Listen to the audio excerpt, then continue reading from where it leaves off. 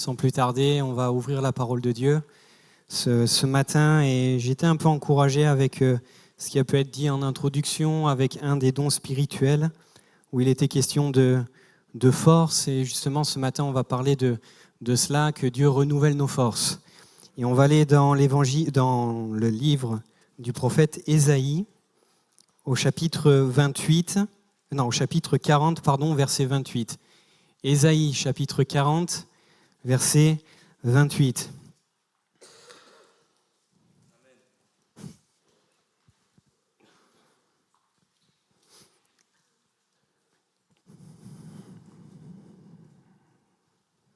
Il nous est dit, ne le sais-tu pas? Ne l'as-tu pas appris? C'est le Dieu d'éternité, l'Éternel, qui a créé les extrémités de la terre. Il ne se fatigue point, il ne se lasse point. On ne peut sonder son intelligence. Il donne la force à celui qui est fatigué. Il augmente la vigueur de celui qui tombe en défaillance. Les adolescents se fatiguent et se lassent, et les jeunes hommes chancellent. Mais ceux qui se confient en l'Éternel renouvellent leur force. Ils prennent leur vol comme les aigles. Ils courent et ils ne se lassent point. Ils marchent et ne se fatiguent point. Amen. Un texte que l'on connaît, un texte sur lequel même des fois on le cite, même il y a un chant qui reprend certaines paroles de cette partie, un texte qu'on cite pour nous encourager lorsqu'on peut passer par des fois des temps difficiles, que le Seigneur est notre force. Amen. Et je voudrais ce matin m'arrêter sur cette phrase que le Seigneur donne par la bouche du prophète ici Ésaïe, ceux qui se confient en l'Éternel renouvellent leur force. Et je ne veux pas simplement ce matin vous parler d'être fort, je ne veux pas non plus simplement vous parler de la force de l'Éternel, mais je veux noter avec vous et souligner un point que nous voyons dans ce texte, parce que dans ce texte, il est question d'un renouvellement dans la marche. Il est question d'être renouvelé dans une dynamique de progression de marche, parce que des fois, on peut marcher et on se fatigue. Et pour resituer très courtement le contexte de ce passage, de cette portion, le peuple d'Israël marchait, le peuple d'Israël s'était fatigué.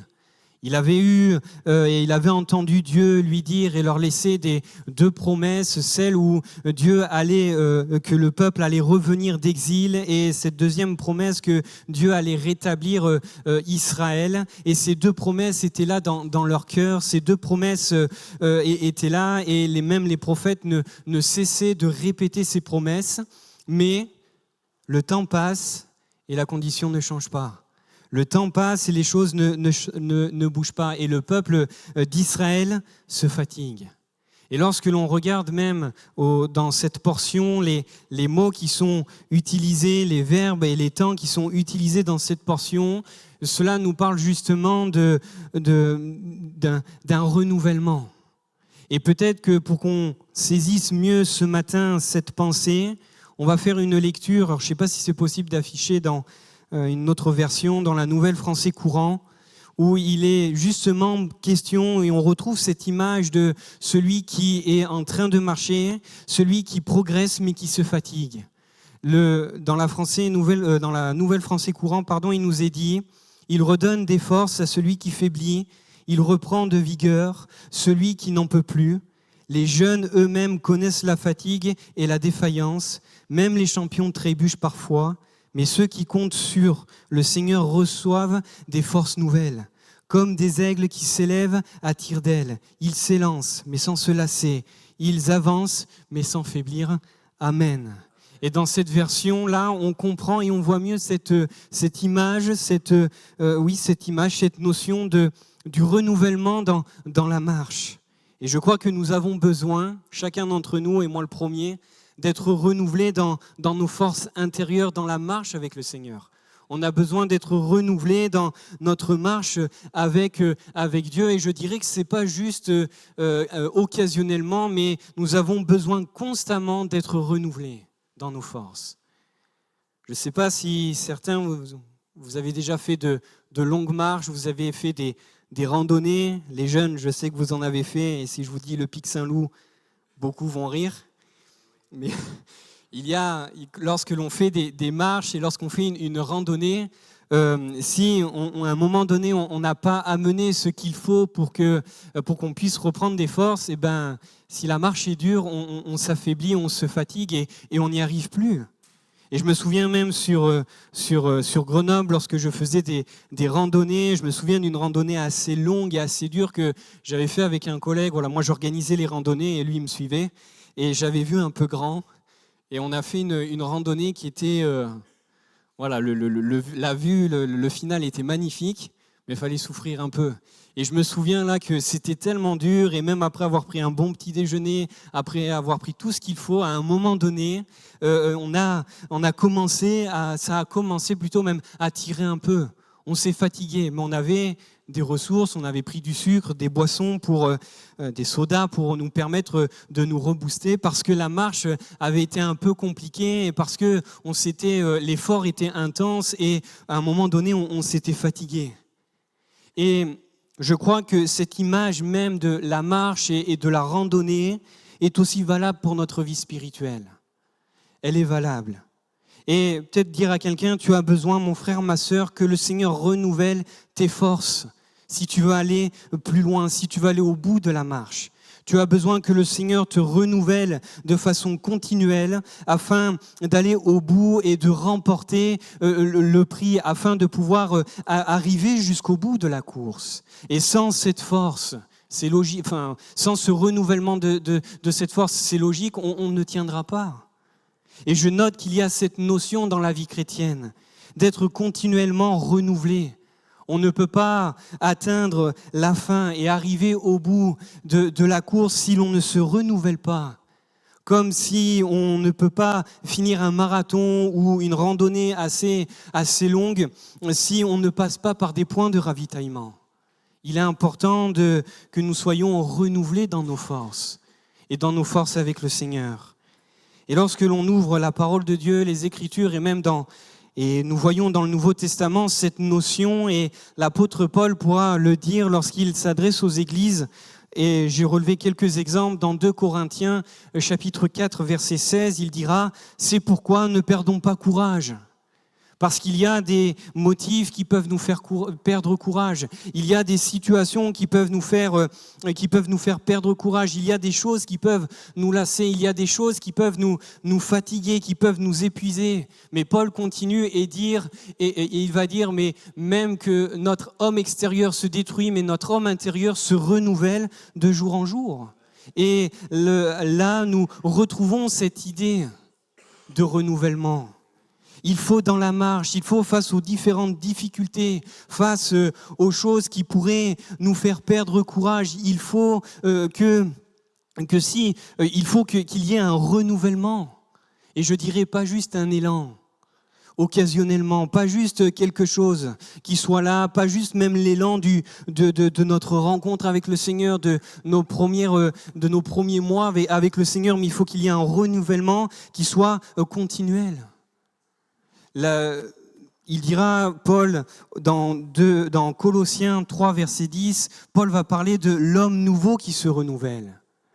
Et c'est pourquoi je le dis, nous devons saisir cette promesse et cette parole que le Seigneur nous donne. Ceux qui se confient en l'Éternel renouvellent leur force. Amen. Et j'aime bien l'image que le Seigneur donne au prophète Ésaïe. Ils renouvellent leur force et Ésaïe va imager cela en prenant un animal, et pas n'importe quel animal, il va prendre un aigle. L'aigle, c'est un animal assez majestueux, qui a une sacrée envergure, c'est un animal même qui peut faire peur, c'est un oiseau qui fait partie des rapaces, il fait peur, c'est un animal même dans son envol, il a même un envol assez majestueux, et le prophète, inspiré par le Seigneur, s'inspire d'une image et d'un animal et d'un oiseau qui a beaucoup à nous enseigner. Et je voudrais relever quelques points concernant cet aigle pour nous montrer cette notion de renouvellement. Tout d'abord, l'aigle a une force dans son vol. Vous savez, l'aigle, je viens de le dire, il a une certaine envergure, il a une puissance dans son vol, et si on dit qu'il a une puissance dans son vol, l'aigle a une force incroyable et il ne se fatigue pas en volant. Vous savez pourquoi ? Parce que l'aigle, et je l'ai appris, en un seul battement d'aile, il peut parcourir plusieurs dizaines de kilomètres par heure, pendant des heures, sans se fatiguer. En un seul battement d'aile. En seulement un seul battement d'aile, et cela lui permet de tenir sur une longue distance. Et cet aigle renouvelle ses forces. Cet aigle peut tenir, il ne se lasse pas. Il y a une force telle chez cet animal qu'en un seul battement d'aile, il peut tenir des heures sans se fatiguer. Et je crois que là, il y a une belle image pour chacun d'entre nous, que nous devons être nous aussi animés de cette force qui nous permet de continuer. Cette force qui nous permet d'avancer. Cette force qui nous permet de nous propulser point par point, étape après étape dans la marche avec le Seigneur. Je remarque que l'aigle, à cause de sa force, il sait même voler lorsqu'il y a la tempête. C'est un des seuls animaux qui sort quand il y a la tempête. Il sait voler même lorsque les vents sont contraires. L'aigle sait déployer ses ailes, les incliner dans un certain angle, et cela va lui permettre que les vents lui soient favorables et non pas contraires. Les vents vont permettre de l'emporter vers le haut et même de passer au-dessus de la tempête. Au sein de la tempête, le vent ne lui pose pas problème. Et je crois que là aussi, il y a cette image. La force que le Seigneur donne à celui qui se confie en lui, celui qui se confie dans le Seigneur. Le Seigneur lui donne la force de traverser les tempêtes. Le Seigneur lui donne la force et le courage d'avancer et de ne pas se fatiguer et de continuer. Vous avez déjà remarqué comment, lorsqu'il y a des tempêtes dans nos vies, comment on est souvent plus proche de la panne sèche que plein de force. On est souvent proche d'abandonner et même malheureusement, certains abandonnent alors que le Seigneur nous a donné cette promesse. Ceux qui se confient en l'Éternel renouvellent leur force comme l'aigle. Et l'aigle traverse la tempête. L'aigle n'a pas peur, le vent ne lui pose pas problème. Il est capable par la force qui l'anime de pouvoir continuer son envol. Même s'il y a des tempêtes qui viennent souffler, même si les vents soufflent. Une autre caractéristique qui est assez forte, c'est qu'à un moment donné, l'aigle, il mue. C'est-à-dire qu'il y arrive à un moment pour l'aigle où son vol commence à être ralenti, où ce n'est plus comme avant. Ce n'est pas qu'il est fatigué, mais la réalité, c'est qu'à un moment donné, ses plumes commencent à vieillir. Et à un moment, alors que ses plumes sont en train de vieillir, cela va créer non seulement un sifflement dans ses ailes, et pour un rapace, si on a une proie qui entend un sifflement, elle part. Et non seulement il y a un sifflement, mais l'aigle perd aussi en capacité de vol. Il perd en capacité de vol. Et lorsque son plumage commence à s'abîmer, il y a une réalité pour l'aigle. Il va dans un lieu très élevé pour ôter ses plumes. Il va se retrouver dans un endroit assez retiré, dans un lieu assez élevé pour laisser ses plumes et pour les remplacer. Et même dans ce temps, il va en profiter pour aiguiser à nouveau son bec et pour aiguiser à nouveau ses serres pour qu'il soit plus efficace. Et c'est ce qui fait que finalement l'aigle est un des animaux qui a la plus grande longévité. Pourquoi ? Parce que cet animal créé par le Seigneur a cette capacité de se renouveler. Même là, dans ses forces, il se renouvelle. Même dans son aptitude, son rôle d'oiseau de proie, il renouvelle ses forces. Même lorsqu'il voit qu'il perd de l'efficacité dans son vol, même lorsque le bec n'est plus tranchant comme il faut, même lorsque les serres n'arrivent plus à saisir correctement les proies, l'aigle se retire et prend du temps pour être de nouveau efficace et pour se préparer. Et au travers de l'image de cet aigle, il y a une belle image de la vie du chrétien qui est renouvelée dans la marche. Ceux qui se confient en l'Éternel. Ce sont ceux aussi qui peuvent vivre ce renouvellement de force intérieure. Peut-être que ce matin, je parle à quelqu'un qui s'est fatigué, quelqu'un qui n'a plus le zèle du début, quelqu'un qui s'est laissé terrasser par les circonstances, par les problèmes, quelqu'un qui est face à la tempête, qui a l'impression, plus l'impression de prendre les vents de face et non pas que les vents, non pas comme l'aigle où les vents lui sont favorables pour continuer et avancer et pour se déplacer au sein de la tempête. Peut-être que quelqu'un ce matin est là et c'est compliqué. J'aimerais te le dire et le dire à chacun d'entre nous, dans notre vie chrétienne, dans notre marche avec le Seigneur, tout est une question de force. Dans le service et dans l'œuvre, tout est une question de force. Lorsque Dieu va choisir Gédéon pour entrer dans le service qu'il lui a donné, Dieu va lui dire « Va avec la force que tu as ».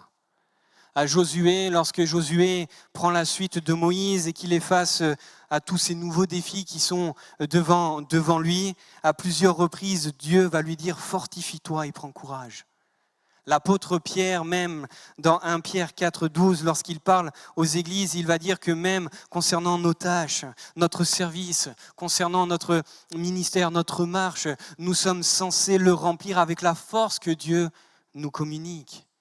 Et je le dis ce matin, il est question de force. Nous avons besoin de force dans la marche. On ne peut pas sans arrêt vivre sur l'élan du premier jour. Nous avons besoin que le Seigneur renouvelle continuellement ses forces.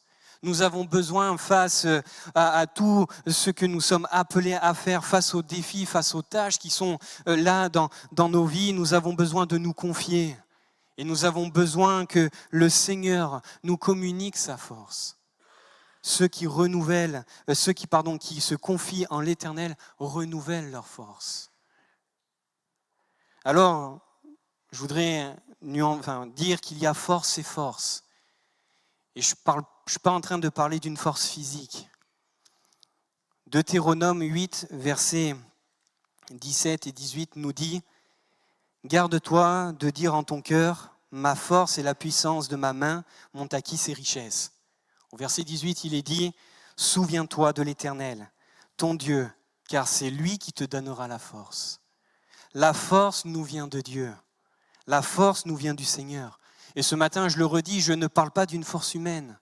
Je ne parle pas d'être renouvelé dans nos capacités humaines, mais je vous parle de renouvellement dans nos forces spirituelles. Je vous parle de renouvellement de l'homme intérieur, de la force que le Seigneur lui-même sait communiquer. Cette force qui permet de franchir les tempêtes. Parfois, la tempête, ça peut être la maladie. Le corps s'use. Mais comme le dit l'apôtre Paul, notre homme extérieur se détruit, mais l'homme intérieur se renouvelle par la force du Seigneur. Le corps s'use, les difficultés sont là, la pression est là, mais nous sommes comme l'aigle. Parce qu'à l'intérieur de nous, dans notre cœur, nous sommes animés de cette force que le Seigneur nous donne et cela nous permet d'avancer et de continuer la marche. La force, elle nous vient de Dieu. La force, c'est aussi une caractéristique de Dieu. Je note même que dans le texte que nous avons lu, la force fait partie même de Dieu, elle est attachée à Dieu. Au verset 28, il est dit ceci, c'est le Dieu d'éternité, l'Éternel qui a créé les extrémités de la terre. Il ne se fatigue point et il ne se lasse point. Il y a ici comme un parallèle avec ce que nous avons lu. Ces jeunes se fatiguent, ces jeunes qui se lassent, et il y a ce parallèle avec cette force qui est laissée pour ceux qui est laissée pour ceux qui vont servir le Seigneur, pour ceux qui vont se confier en l'Éternel et qui ne se lassent pas, qui ne se fatiguent pas. Il y a un parallèle qui est fait. Et Dieu fait comme un miroir en disant que lui-même, lui qui donne la force, qu'il est en train de dire « je peux renouveler vos forces ». Lui-même, il est animé de cette force. Il ne se fatigue point, il ne se lasse point. Au verset 26, nous pouvons voir que cette force anime le Seigneur. Il nous est dit « levez vos yeux en haut et regardez qui a créé ces choses, qui fait marcher en ordre les armées. Il les appelle toutes par leur nom. Par son grand pouvoir et par sa force puissante. Il n'en est pas une qui fasse défaut. Dieu est animé de cette force. C'est ce qui le caractérise. La force nous vient de Dieu, la force caractérise Dieu et la force appartient à Dieu. Je veux même que l'on puisse regarder cela parce que cette force, elle appartient au Seigneur. Vous vous souvenez de Job ? Job qui passe par un temps difficile, Job qui connaît une tempête pas seulement dans sa famille, pas seulement dans sa santé, pas seulement dans ses biens, pas seulement dans sa famille, dans tout cela, mais il connaît une tempête où il a tout d'un coup qui lui arrive. Et dans son livre, dans ce livre de Job, il déclare cette réalité puissante. Job va dire « il possède la force et la prudence ». Et nous voyons que tout de suite, que cette force n'appartient pas à un homme. Elle n'appartient pas à une personne ou à ce que l'on pourrait faire. Mais cette force appartient à Dieu lui-même. Daniel pourra le dire dans le livre, au chapitre 2, à lui appartiennent la sagesse et la force. C'est pourquoi je le dis, frères et sœurs, cette force dont nous avons besoin d'être renouvelés tout au long de notre marche, cette force dont nous avons besoin de puiser afin de ne pas se lasser, afin de ne pas se fatiguer, afin de ne pas nous arrêter, cette force appartient et elle se trouve en l'Éternel. Et elle se trouve en Dieu. Elle appartient à Dieu, mais Dieu la donne. Et bien plus qu'il la possède, le Seigneur est celui qui veut nous la donner. Le psaume 29 nous dit « c'est l'Éternel qui donne la force à son peuple ». Et j'aimerais aller même plus loin en disant que oui, la force appartient à Dieu. Oui, Dieu donne la force, mais bien plus qu'une force qui est à rechercher, j'aimerais le dire que c'est une personne que nous devons rechercher. La Bible nous dit que l'Éternel est ma force. Il n'est pas question ce matin seulement d'aller chercher quelque chose. Parfois, on cherche quelques sensations, on cherche quelque chose qui se passe, qui nous fait ressentir quelque chose. Mais s'il n'est pas question d'aller chercher, même avec une certaine pratique pour se sentir fort, mais la force dont il est question et dont nous avons besoin d'être animés et renouvelés ne dépend pas finalement de ce que nous pouvons faire ou de ce que nous allons faire, mais elle dépend d'une personne. Elle dépend d'une personne, de celui qui est la force, de celui qui représente cette force. Ce qui fera ta force, mon frère, ma sœur, mon ami, c'est la personne de Jésus dans ta vie. Ce qui fera ta force, c'est la présence de Dieu dans ta vie. C'est pour cela que dans notre texte, il n'est pas question de faire, il n'est pas question de chercher, de rechercher, mais il est question de se confier dans le Seigneur. Il est question de placer sa foi dans le Seigneur, de bâtir, et on l'a chanté, de bâtir sa vie sur celui qui est la force, de bâtir sa vie sur Jésus. Même si dans l'Ancien Testament, et on le voit souvent, l'Éternel caractérisé par la force, dans le Nouveau Testament, ça n'a pas changé. Le Seigneur lui-même, lorsqu'il vient dans ce monde, l'apôtre Pierre va dire dans Acte 10, verset 38, « Vous savez comment Dieu a oint du Saint-Esprit et de force Jésus de Nazareth. » Même dans l'Ancien Testament, lorsqu'il est question du bras de l'Éternel qui agit avec puissance, ce bras de l'Éternel, cette prophétie d'Ésaïe qui dit « Qui a cru dans le bras de l'Éternel ?» Jean va l'attacher à Jésus. de l'Ancien Testament jusqu'à la fin. L'Éternel est celui qui est la force. Il possède la force et il est celui qui a manifesté la force en Jésus-Christ. La force vient du Seigneur lui-même et on a besoin de se cacher. On a besoin de s'abriter et de se confier dans une personne. Et cette personne, c'est Jésus. Et Jésus nous donnera la force. Notre force dans la marche et le renouvellement dans la marche va dépendre de ce que nous faisons de l'Éternel, de ce que nous faisons de Dieu. Alors j'aimerais avancer et on a parlé de cette force et on pourrait se dire mais comment cultiver cette force, comment cela se passe et Paul va parler justement de la marche, il va nous parler de capacité d'aller plus loin, de notre capacité à tenir la marche et il dira dans Colossiens chapitre 2 versets 6 et 7, ainsi donc, comme vous avez reçu le Seigneur Jésus-Christ, marchez en lui, étant enracinés et fondés en lui, et affermis par la foi, d'après les instructions qui vous ont été données et abondées en action de grâce. L'apôtre Paul va dire et va donner la solution, marchez en lui. Et il rajoute d'être enraciné en Christ. Est-ce que vous avez déjà, en lisant ce texte, vu ce paradoxe ? Normalement, lorsqu'on est enraciné, lorsque l'on est planté, on ne bouge pas. On ne bouge pas. Et pourtant, Paul utilise deux termes qui semblent totalement contraires, de marcher en étant planté. Ce n'est pas possible. Mais c'est l'image de ce qui est la vie chrétienne. La force et les forces dont nous avons besoin dans notre marche ne dépendent pas de ce que nous allons faire, mais elles dépendent finalement en qui. Non, c'est pas français.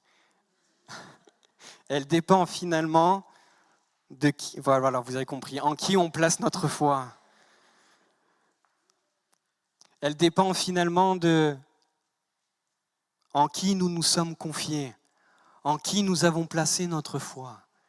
Ici, il n'est pas question de pratique, de ce que nous pouvons faire, mais il est question ici de ce que nous sommes. Être enraciné. Alors, on va développer ces points. Je sais que c'est des choses que vous allez voir, c'est très simple, mais combien important si nous voulons grandir et si nous voulons avoir nos forces renouvelées. Vous savez, les racines, comme l'image de l'aigle, sont une image forte aussi pour nous et de nos vies chrétiennes. Le rôle des racines, vous le savez, c'est de nourrir l'arbre.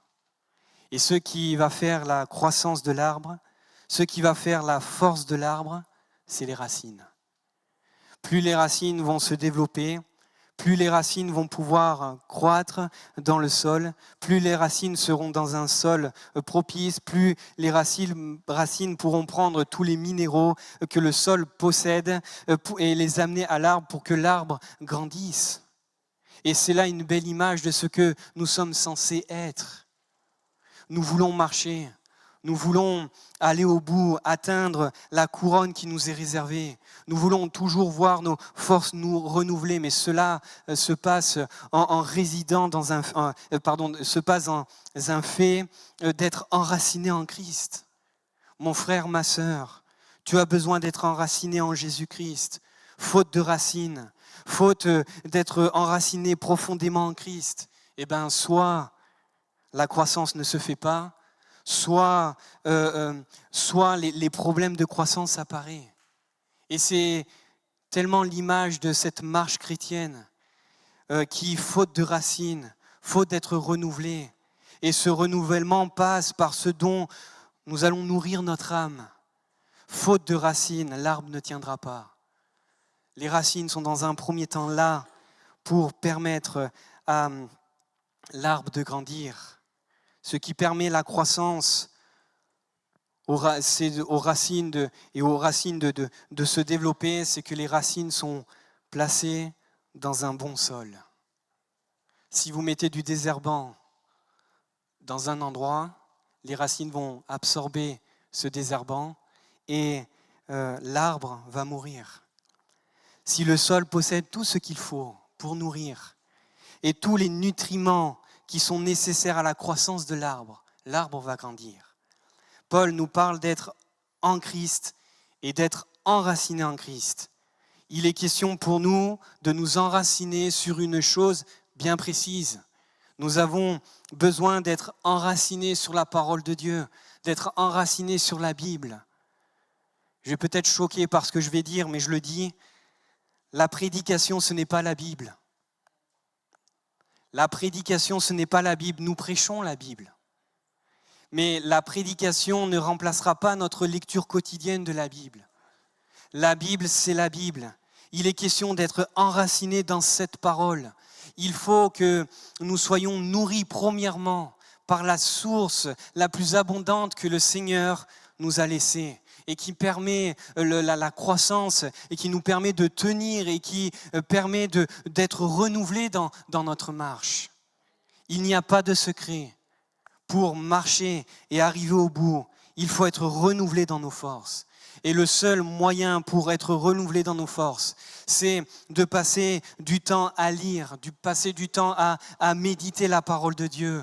Et nous sommes comme, et lorsqu'on fera ça, on sera comme cet aigle, finalement, qui même lorsque la tempête vient, il a suffisamment de force pour se saisir des vents et pour passer au travers de la tempête et pour aller au bout. On a besoin de nous nourrir de cette parole. Je sais que c'est des choses qu'on dit souvent, mais on a besoin de le rappeler. Les racines, bien évidemment, c'est quelque chose que l'on ne voit pas. Et là aussi, il y a une image. Lorsqu'il est question d'être enraciné, il n'est pas toujours question de ce que nous montrons, de ce que nous faisons, mais il est question de ce que personne ne voit, de ce qui est caché, de ce qui est sous terre, de ce que personne ne peut déceler au regard, mais de ce qui est dans le secret et dans l'intimité. Et lorsque l'on a cela, cela va on va créer, on va se développer, on va avoir ses forces en nous. Et si nous voulons que nos forces soient continuellement renouvelées dans notre marche, ça se passe dans le secret. Ça se passe là où les regards ne se voient pas. Ça se passe là où personne ne peut voir. Mais ce que tu vas développer avec le Seigneur, c'est là que les racines vont se développer. C'est dans l'intimité que le Seigneur nous renouvelle et nous permet de trouver les forces nécessaires afin de pouvoir avancer et de continuer à avancer, même si la marche est dure. Même si la marche est dure. Si nous ne développons pas cette intimité avec la parole de Dieu, avec la prière, nous n'aurons que peu de force. Parce que le Seigneur possède la force. Parce que le Seigneur est la force de son peuple. Et il est celui qui veut nous donner la force. Il nous a donné aussi le moyen d'obtenir cette force. Et le moyen, c'est d'être enraciné et d'être fondé en Christ. Si tu veux cette force-là, le Seigneur te dit, il faut que tu te confies. Il faut que tu places ta foi. Il faut que tu te caches. Il faut que tu viennes, que tu t'abrites. Non pas dans les forces de ce monde, mais en une personne. Il faut que tu t'abrites et que tu places ta confiance en Jésus. Et cela se passe dans l'intimité. J'arrive à mon dernier point. Parce que si nous remarquons dans l'Écriture que Dieu possède la force, qu'il est la force de son peuple, qu'il manifeste cette force en Jésus-Christ, je remarque que ça ne s'arrête pas là.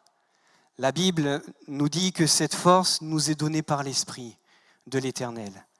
Et c'est beau de voir dans le sujet de la force toute la Trinité. Le Père la possède, il la manifeste dans le Fils, en Jésus-Christ, et il revêt de force par l'Esprit. Et souvent, on voit ce lien dans l'Ancien Testament où il y a un lien qui est fait entre la force et la puissance, entre la force et l'onction. Et dans le Nouveau Testament, on remarque que c'est la même chose. Il y a un lien qui est là, il y a un lien entre la force que le Seigneur nous communique et l'Esprit qu'il nous revêt. Lorsque l'on ouvre les prophéties concernant la venue de Jésus, Ésaïe au chapitre 11 et au verset 2 dira « L'Esprit de l'Éternel reposera sur lui ». Esprit de sagesse et de discernement, esprit de conseil et de force, esprit de connaissance et de crainte de l'Éternel. C'est l'Esprit de l'Éternel qui remplira de force le Seigneur. Jésus, celui qui devait venir, celui qui va venir, celui qui va délivrer son peuple. Et là, nous voyons encore ce lien entre le revêtement de l'Esprit et la force. Michée 3, verset 8, nous dit « Mais moi, je suis rempli de force, de l'Esprit de l'Éternel. Je suis rempli de justice et de vigueur pour faire connaître à Jacob son crime et à Israël son péché. » Et je note que si nous voulons être forts, si nous voulons être puissamment fortifiés chaque jour, il est question d'avoir ce lien, cette intimité avec l'Esprit. Parce que le Seigneur se plaît à nous revêtir de force par l'Esprit. Le Seigneur se plaît à nous donner cette force, à nous communiquer ce dont nous avons besoin au travers du ministère du Saint-Esprit. Et peut-être que mon frère, ma sœur, et je termine, tu as besoin ce matin, plus que tous les autres points que j'ai pu citer, peut-être que tu as besoin de retrouver une vie de l'Esprit conséquente. Peut-être que tu as besoin de créer cette intimité avec le Seigneur. Des temps où tu laisses l'Esprit agir, l'Esprit te renouveler, parce que tu n'iras pas loin si le Seigneur ne te renouvelle pas dans tes forces. Tu n'iras pas bien loin si tu comptes sur l'élan du premier jour, sur l'élan juste de notre conversion ou d'un renouvellement qui s'est passé il y a plusieurs mois.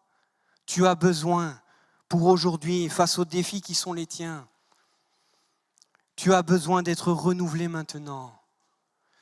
Je termine, ceux qui se confient en l'Éternel, qui renouvellent leurs forces, qui peuvent tenir tel l'aigle, même face aux plus grandes tempêtes, qui ne se lassent point, qui ne se fatiguent point. Alors mon frère, ma sœur, tu as peut-être besoin ce matin de réfléchir aux racines, parce que c'est ce qui fera ta force. Et je dirais même que nous avons tous besoin de vivre ce renouvellement continuel, des forces dans la marche. Parce que ceux qui se confient en l'Éternel renouvellent leurs forces. Eux ne chancellent point. Eux courent et ne se lassent point. Eux marchent sans se fatiguer.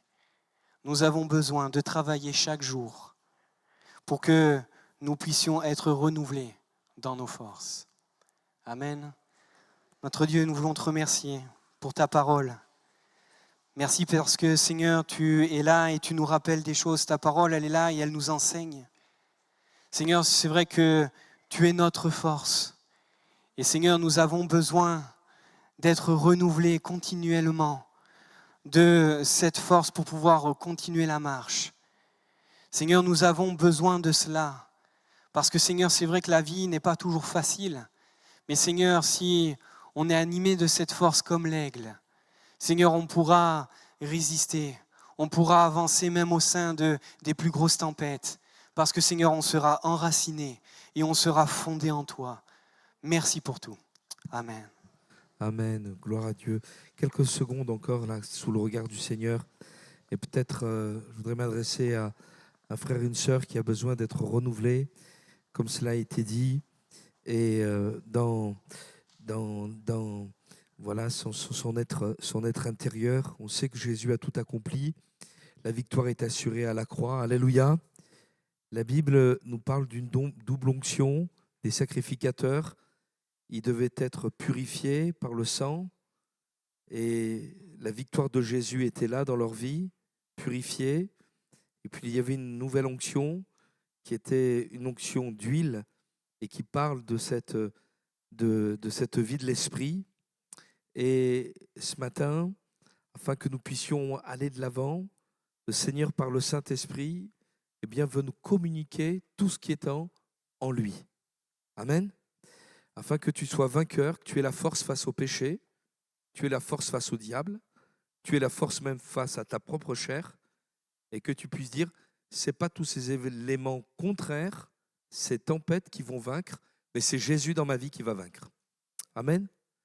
Et comme ça a été dit, on a besoin d'être renouvelé. Alors ce matin, je voudrais que nous puissions dire, Seigneur, je veux prendre une position, Seigneur, de foi devant toi. Je veux me confier en toi parce que c'est toi qui as la victoire. La force, elle est en toi. Sur toutes ces... Le Seigneur ne nous dit pas qu'il n'y aura plus de combat. Il nous dit, tu as besoin de te fortifier.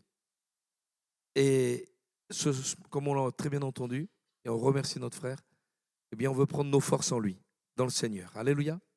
Et ce matin, je voudrais simplement adresser un appel pour celui, pour celle qui veut remporter une victoire dans sa vie, une victoire qui soit décisive. On a entendu un don spirituel tout à l'heure.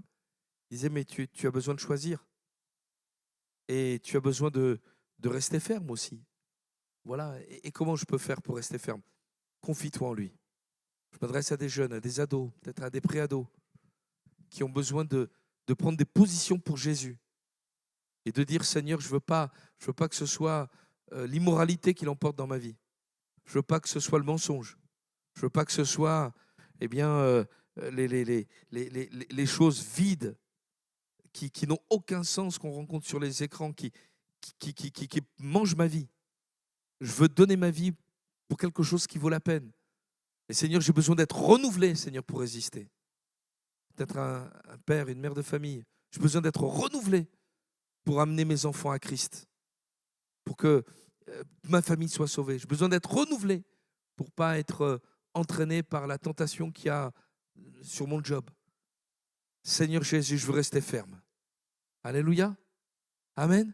Alors, tandis qu'on est sous le regard du Seigneur, on a tous les têtes baissées ou on est, voilà, prenez la position que vous voulez. Mais je voudrais qu'on puisse s'interroger et dire, Seigneur, moi je veux rester fort. Je veux marcher dans tes voies. Et je voudrais qu'on puisse prier ensemble. Et s'il y a quelqu'un qui a vraiment besoin que l'on prie pour lui, pour elle, vous levez votre main à votre place en disant, voilà, moi j'ai besoin d'être renouvelé. Alléluia. Mais je crois que même, voilà, plusieurs mains se lèvent.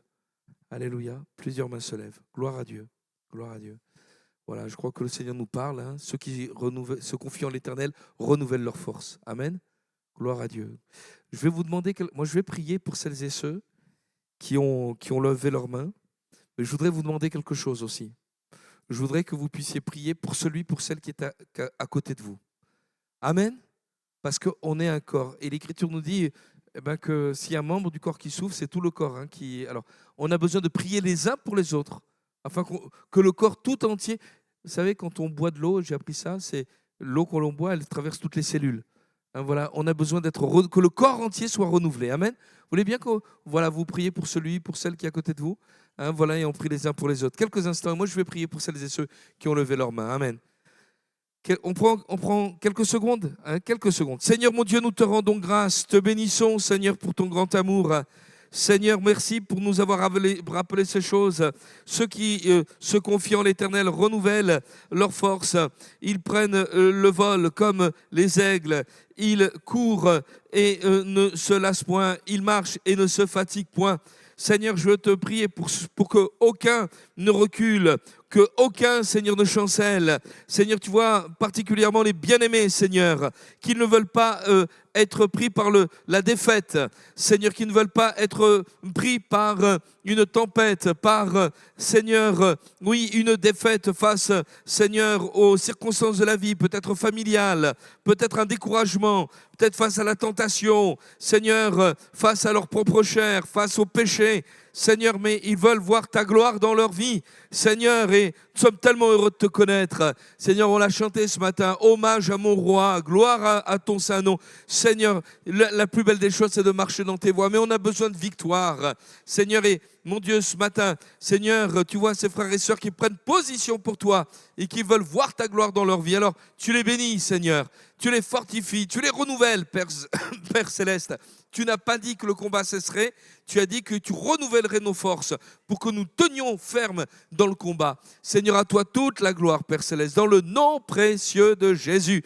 Seigneur, nous sommes un corps, nous sommes une armée, nous sommes unis les uns aux autres. Seigneur, à toi toute la gloire, dans le nom précieux de Jésus. Amen. Amen. Amen. Ésaïe 40, 31. On va faire comme à l'école du dimanche, parce qu'il y en a plusieurs là qui sont de l'école du dimanche. Hein. Vous avez vu, il y a des enfants là. Alors les parents essayent de faire comme ils peuvent. Hein. Voilà. Mais moi je trouve que c'est bien que les enfants soient présents à l'école. Ésaïe 40-31, moi je me souviens, on apprenait par cœur. Alors, qu'est-ce que c'est? Oh non, mais là c'est la triche.